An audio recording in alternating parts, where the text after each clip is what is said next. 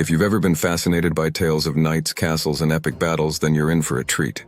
In this video, we'll explore 7 groundbreaking techniques used in medieval warfare that not only shaped the course of history, but also continue to captivate our imagination today.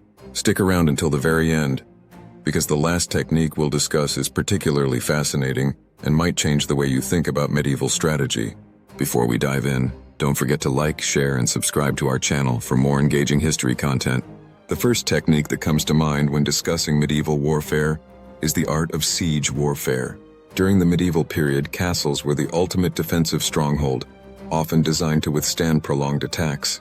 To counter this, armies developed ingenious methods to break through these seemingly impenetrable fortresses.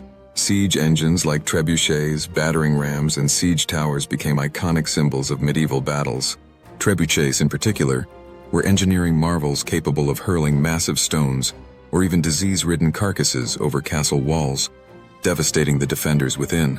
The psychological impact of these machines, combined with their destructive power, made them a game-changer on the battlefield.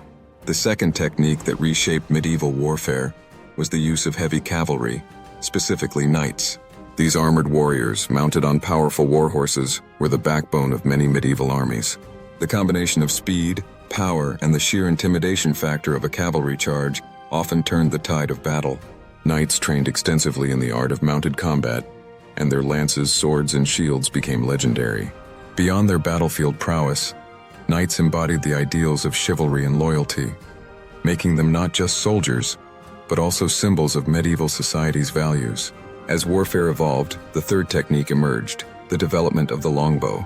This simple yet revolutionary weapon changed the dynamics of medieval battles, particularly during the 100 Years' War between England and France.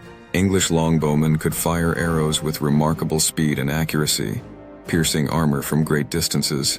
The longbow's effectiveness was demonstrated at battles like Agincourt, where outnumbered English forces decimated the French army.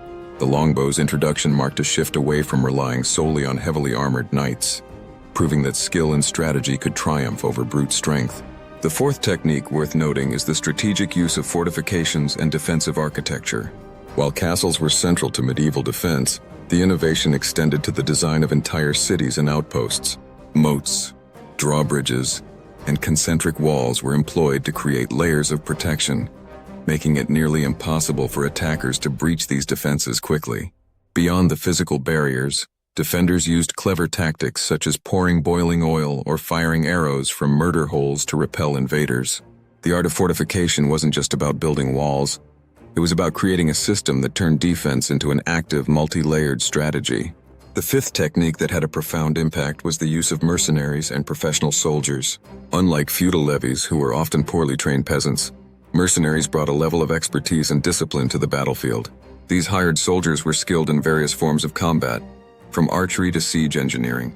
While their loyalty was often tied to payment rather than allegiance, their presence allowed armies to be more flexible and effective. This shift toward professionalization laid the groundwork for the modern concept of standing armies, changing the nature of warfare forever. The sixth technique that deserves mention is the use of psychological warfare. Medieval commanders understood that battles were won not just through physical might, but also by breaking the enemy's spirit. One chilling example of this was the use of terror tactics, such as displaying the heads of captured soldiers or burning villages to demoralize the opposition. Even the sight of a massive army with banners flying and drums beating could instill fear in an enemy force. Psychological warfare extended to espionage and misinformation, with spies spreading false rumors to sow confusion and doubt among enemy ranks. Finally, the seventh and perhaps most intriguing technique was the use of religion as a tool of war. The medieval period was deeply influenced by faith, and religion often played a central role in motivating soldiers and justifying conflicts. The Crusades are a prime example of how religious fervor could unite diverse groups under a common cause. Leaders used the promise of spiritual rewards, such as forgiveness of sins, to inspire their troops.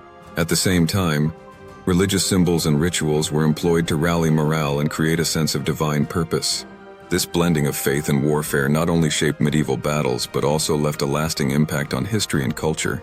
As we reflect on these 7 techniques, it's clear that medieval warfare was as much about strategy and innovation as it was about brute force. Each of these methods, whether it was the ingenious design of siege engines the mastery of the longbow, or the psychological power of religion, demonstrates the complexity and ingenuity of medieval military minds. If you've enjoyed this journey through history, don't forget to like, share, and subscribe to our channel for more fascinating stories from the past. And as promised, we hope the final point left you with something to ponder: how deeply intertwined warfare and ideology can be, shaping not just battles but entire civilizations.